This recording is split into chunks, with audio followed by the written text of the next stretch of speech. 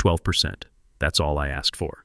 Scott Hamilton's laughter echoed through his corner office like I just told him the funniest joke he'd ever heard. You want a 12% raise after 16 years? He couldn't even finish the sentence before another wave of laughter hit him. I'm Kenneth Pearson, by the way, 51 years old, lead AI systems architect, and until that moment, the kind of guy who keeps his head down and lets his work speak for itself. Former Navy tech specialist turned civilian engineer. Spent my whole career believing that good work gets rewarded eventually. I stood there holding my portfolio of documentation, every AI algorithm, every automation protocol I'd developed over nearly 2 decades at TechCore Solutions here in Austin. The machine learning system I designed saved us $1.9 million last quarter alone, I said, trying to keep my voice steady. The predictive maintenance algorithms for the Morrison Industries contract cut downtime by 78%. Scott waved his hand like he was swatting away a fly. Everyone's replaceable, Kenneth, even you. He leaned back in his leather chair, that Harvard MBA smirk plastered across his face. If you think you're worth more, feel free to test the market. That's when I knew what I had to do. See, what Scott never understood was what happened in the server rooms and development labs every day. While he was in board meetings talking about synergies and market positioning, I was down there with the guys writing the code that actually ran everything. Jason Martinez had been our lead robotics programmer for 8 years. Michelle Torres ran quality assurance with an eye that could spot bugs other developers missed completely. These weren't just employees to me. They were the people who made my systems work. My AI protocols didn't come from some computer science textbook. They came from watching Jason struggle with robot coordination bottlenecks during shift changes, from seeing Michelle catch errors that our expensive testing software missed, from understanding that the best innovations happen when you actually know how things work instead of just how they look on a dashboard. The automation system I developed for Morrison Industries wasn't just about efficiency metrics. It was about creating smart manufacturing that could adapt in real time. The old system required constant human intervention and broke down every few weeks. My redesign used predictive AI and self-correcting protocols. Productivity went up 28%, but more importantly, equipment failures dropped to nearly zero. I understand completely, I said, closing my portfolio. Thanks for clarifying where I stand. Listen, Kenneth, his voice softened with fake concern. You're good at what you do, but you're essentially a back-office function. The board barely knows your name. That's just business. Back-office function, right? Because apparently designing the AI systems that actually automate the entire production floor doesn't count as real business. I walked back to my desk past the glass offices of managers who'd been here half as long as me. My workstation sat in the corner of the development bay, surrounded by the servers and testing equipment I'd helped select and configure. This place had been home for 16 years. From my desk, I could see through the windows down to the manufacturing floor where second shift was just starting up. My computer screen showed the quarterly company newsletter featuring Scott's revolutionary automation breakthrough that had landed the Morrison Industries contract. My breakthrough, my 70-hour weeks for 9 months straight, my solution that cut their operating costs by 28% and made TechCore their exclusive automation provider. The article had a nice photo of Scott shaking hands with Morrison's procurement director. No mention of the architect who'd actually designed the systems that made it possible. I opened my desk drawer and pulled out a worn leather notebook.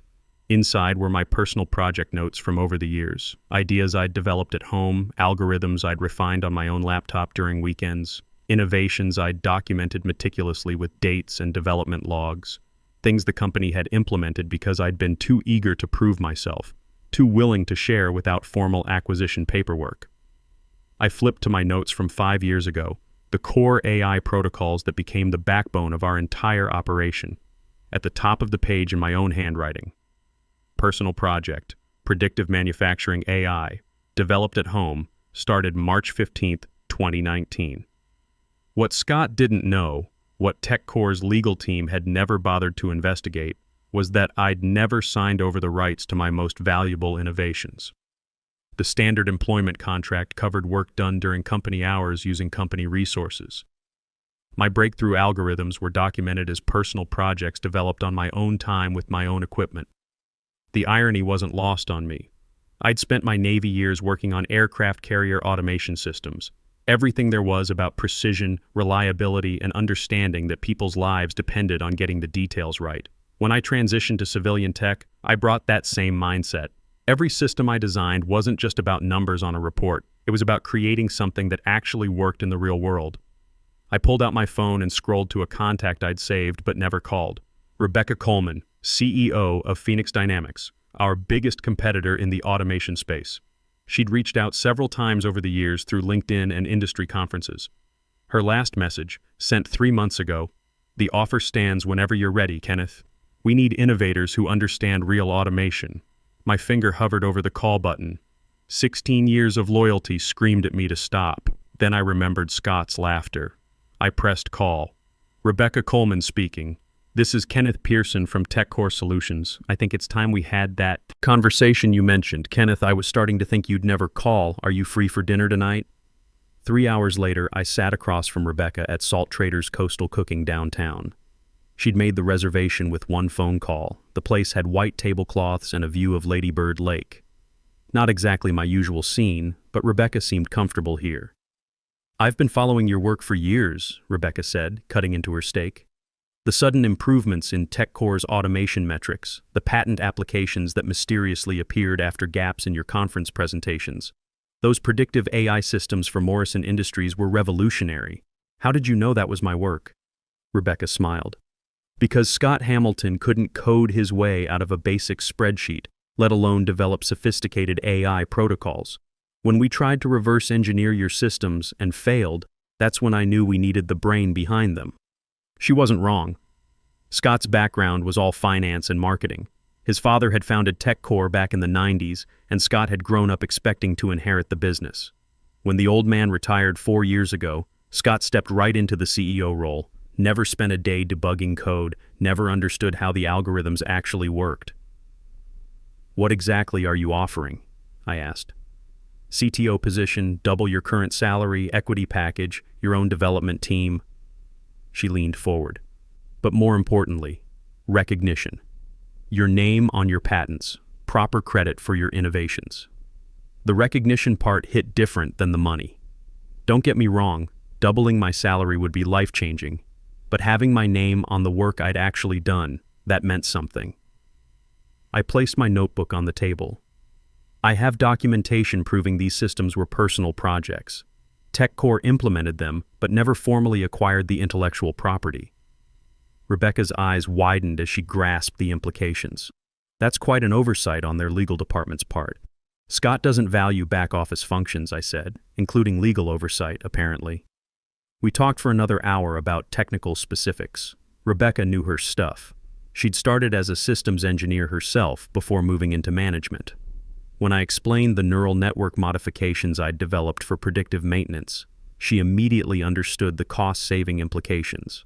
When I described the machine learning algorithms I'd written for quality control, she asked smart questions about training datasets and accuracy rates. This was what I'd been missing at TechCore, someone who actually understood the engineering behind the business decisions. 2 weeks. That's what I told her. I needed 2 weeks to wrap up my current projects and make the transition clean. Rebecca agreed, but I could see she was eager to get started. Phoenix Dynamics had been losing ground to TechCore for the past 3 years, ever since my innovations had gone live. Now, she had a chance to turn that around. The drive home gave me time to think. 16 years is a long time at one company. I knew every corner of that facility, every quirk of every server. I'd trained most of the current development staff. Hell, I'd helped design the network architecture when they expanded the data center in 2020. But loyalty has to work both ways. I'd given TechCore the best years of my career, and Scott had just made it clear that meant nothing to him. The next morning, I started preparing my transition. First step was documenting everything I'd officially developed for TechCore versus my personal projects. The company owned plenty of my work: standard process improvements, system specifications, training materials. But the core innovations that had transformed their automation capabilities, those were mine. I spent the weekend going through my files, both at work and at home. The pattern was clear. Every major breakthrough had started as a personal project. I'd develop the concept at home, test it on my own laptop, then bring it to work as a proposed improvement. TechCore had been happy to implement my ideas, but they'd never bothered with the paperwork to actually acquire them. My biggest concern was the development team. Jason, Michelle, and the rest of the crew hadn't done anything wrong. They were good people who just wanted to write good code and take care of their families. If TechCore struggled after I left, they'd be the ones to suffer. But I also knew that Phoenix Dynamics had a better reputation for treating their engineers fairly. Rebecca had mentioned they were looking to expand their Texas operations. Maybe there would be opportunities for the good people at TechCore if things went south. Monday morning arrived with typical office noise, the hum of servers starting up, the familiar sounds I'd been hearing for 16 years. I walked through the development lab before heading to my office, checking on the weekend deployment results, saying hello to the early crew. Everything was running smooth. The systems I designed were working exactly as intended. The Morrison Industries line was operating at 99.4% uptime. The new predictive algorithms had prevented 3 potential equipment failures over the weekend. The machine learning protocols were optimizing production schedules in real time. It was good work I was proud of, and Scott thought it was replaceable. I spent the next week quietly completing my documentation. Every personal project was cataloged with development dates, algorithm iterations, and implementation records. I made copies of all the emails where I'd offered to let TechCore formally acquire my innovations. Scott's dismissive responses were particularly interesting reading. One email from 2021 read, "Just implement it if it works. We'll handle the paperwork later." That paperwork had never materialized. The legal research took some time, but the conclusion was clear. My personal intellectual property had never been transferred to TechCore. They'd implemented my systems based on my recommendations, but they'd never completed any acquisition process. It was sloppy corporate governance, the kind of oversight that happens when leadership doesn't value the technical details. By the end of the week, I had everything I needed: documentation, legal clarity, and a plan for moving forward. Friday afternoon, I typed up my resignation letter. Saturday morning, I called Rebecca Coleman. "I'm ready," I said when she answered. "Excellent. Can you start Monday? Give me 2 weeks to do this right. But yes, I'm coming to Phoenix Dynamics." There was satisfaction in her voice when she responded. "Welcome to the team, Kenneth. This is going to be interesting." Monday morning, I walked into Scott's office with my resignation letter. He was staring at his computer screen, probably reviewing the latest quarterly projections that looked good thanks to the systems I'd built. 2 weeks' notice, he said, barely glancing at the document. "Where are you heading?" I thought about lying, but decided honesty would have more impact. Phoenix Dynamics. That got his attention. His head snapped up, eyes narrowing. "Our competitor? That's unfortunate timing. We're in final negotiations with Morrison Industries to expand our contract." "I know. I designed the automation protocols for that proposal." Scott's expression shifted from casual dismissal to genuine concern. The color drained from his face as he realized what this meant.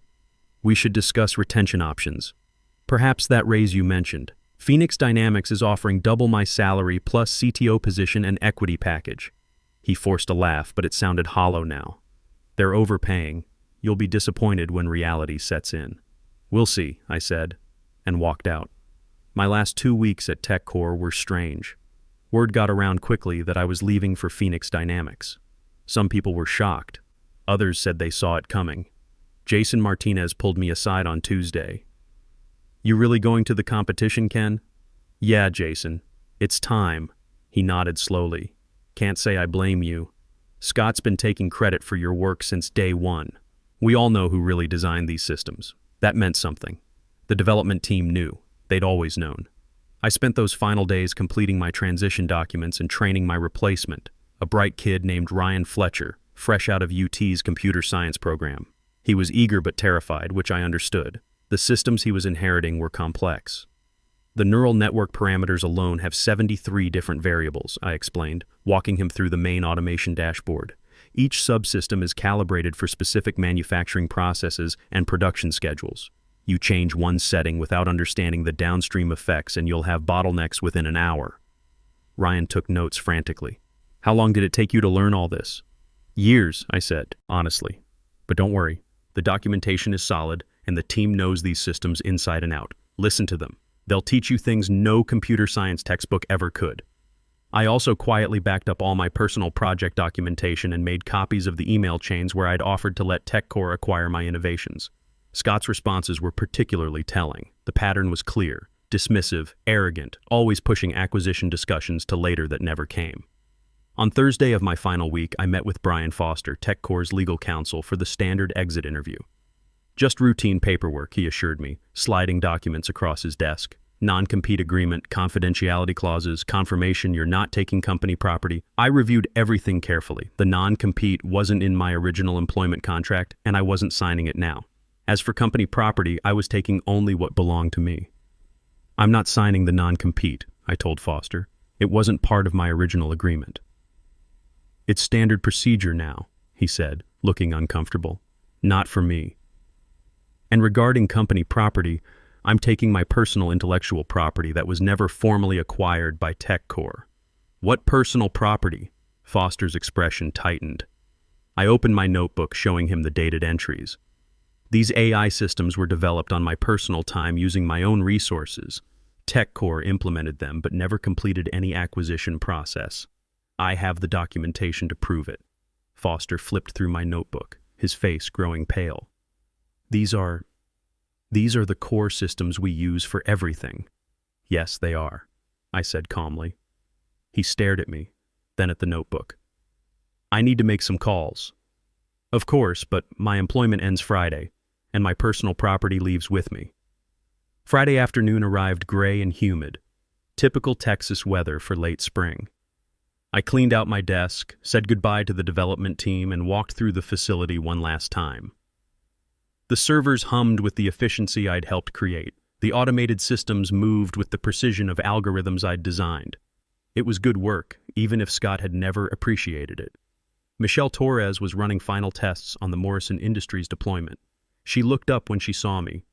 "Heard you're leaving us," she said. "New opportunities, Michelle. But these systems will keep running smooth. You know them better than anyone." She smiled. "Take care of yourself, Ken, and good luck with whatever comes next." I walked out of TechCore Solutions at 5:30 p.m. carrying a box with my personal items and 16 years of memories. My truck started on the first try, same as always. Some things never change. Monday morning at Phoenix Dynamics felt like stepping into the future. Their facility was newer, better organized, with cutting-edge equipment and clean development spaces. Rebecca Coleman met me at reception personally. "Welcome to Phoenix Dynamics, Kenneth. Ready to change the automation industry?"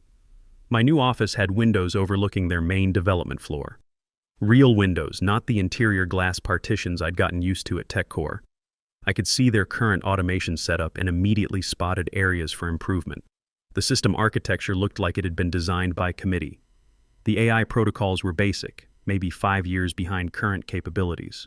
The predictive maintenance algorithms were rudimentary at best.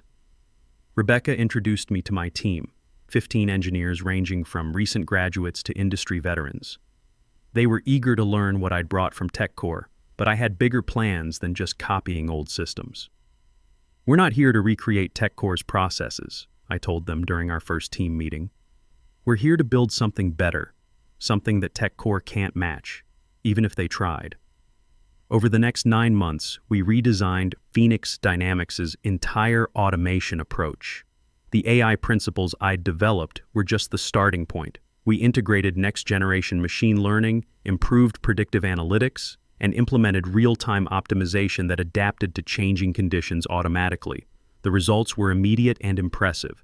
Production efficiency jumped 28%, operating costs dropped 22%, system uptime improved across every product line, but more importantly, workplace satisfaction surveys showed significant improvement.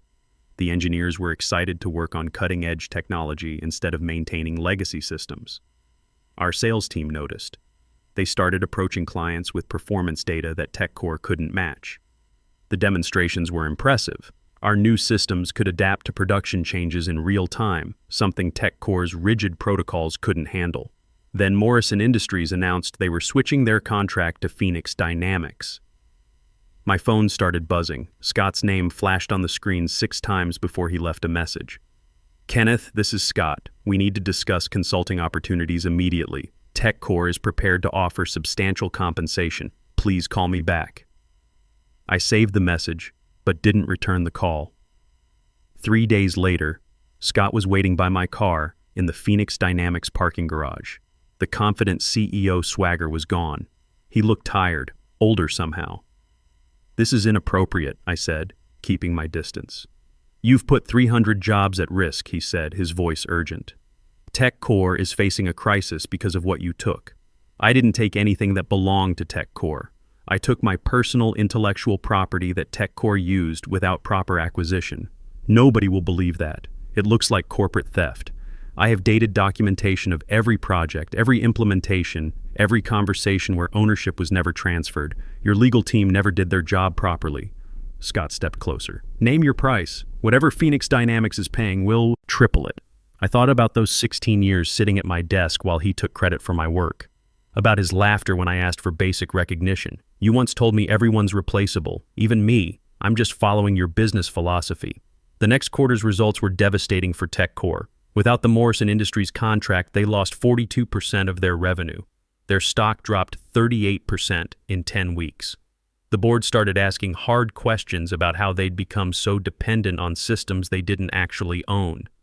Industry publications ran stories about TechCore's mysterious technical collapse. Automation Today called it a catastrophic loss of institutional knowledge. The Wall Street Journal described it as a case study in poor intellectual property management. Nobody mentioned Scott's laughter in his corner office, but the message was clear. Companies that don't value their talent pay the price. TechCore laid off 240 employees. I watched the announcement from my office while reviewing expansion plans for Phoenix Dynamics' new automotive division. Each name on the layoff list was someone I'd worked with, someone I respected. Jason Martinez, Michelle Torres, good people who didn't deserve to suffer for Scott's arrogance. That's when Rebecca and I had a serious conversation about corporate responsibility. "We can't just celebrate TechCore's failure," I told her. "These are real people with families and mortgages." "What do you have in mind?" she asked. Phoenix Dynamics launched Operation Opportunity the following week. We committed to interviewing every qualified former TechCore employee for positions we couldn't fill immediately. We partnered with regional tech companies to create placement services for experienced engineers. We offered consulting contracts that provided bridge income until people found permanent positions. Jason Martinez became my lead systems architect for predictive maintenance. Michelle Torres joined our quality assurance team as a senior engineer. Within 6 months, we'd hired 89 former TechCore employees. The local business press called it innovative competitor displacement strategy. But for me, it was just doing right by people who'd supported my work for years. Then came the lawsuit. TechCore sued me for theft of intellectual property and corporate sabotage. Their legal team filed extensive documentation claiming I'd stolen proprietary automation systems. Scott gave interviews to trade publications about protecting American companies from industrial espionage. The case fell apart during discovery. My dated documentation proved every major innovation had originated as a personal project. The email chains showed Scott explicitly dismissing the need for formal IP acquisition. Most damaging was a recorded board meeting where Scott had boasted about getting brilliant engineering work without paying acquisition costs. The judge dismissed the case with prejudice, noting TechCore's failure to secure proper ownership of innovations they'd implemented. The legal fees alone cost TechCore another $1.2 million they couldn't afford. 15 months later, TechCore filed for Chapter 11 bankruptcy. Scott was forced to resign. The board brought in turnaround specialists, but it was too late. Phoenix Dynamics had captured most of their market share, and other competitors had moved into the gaps. Today, I sit in my CTO office at Phoenix Dynamics, looking out at our expanded development floor. My team has grown to 32 engineers. We hold 19 patents with my name prominently listed. Industry awards line my bookshelf. But the real satisfaction comes from seeing Jason Martinez mentoring new developers, watching Michelle Torres lead critical projects, knowing that good people found better opportunities. Sometimes young engineers ask me when they should stand up for themselves. My answer is simple. Don't wait 16 years like I did. Know your worth. Document your contributions, and never let anyone convince you that good work doesn't deserve recognition. 16 years of loyalty should mean something. When it doesn't, sometimes the most powerful response is proving them wrong. I learned something important through all this. Loyalty has to work both ways. I spent too many years waiting for recognition that never came, believing that good work alone would be enough. The truth is, some people will never value what you bring to the table, no matter how essential your contributions are. Sometimes the best thing you can do for yourself is walk away and find people who actually appreciate your worth. It took me 16 years to figure that out, but it was worth the wait to finally land somewhere that values innovation over politics. The view from the top is pretty good when you've earned your place here.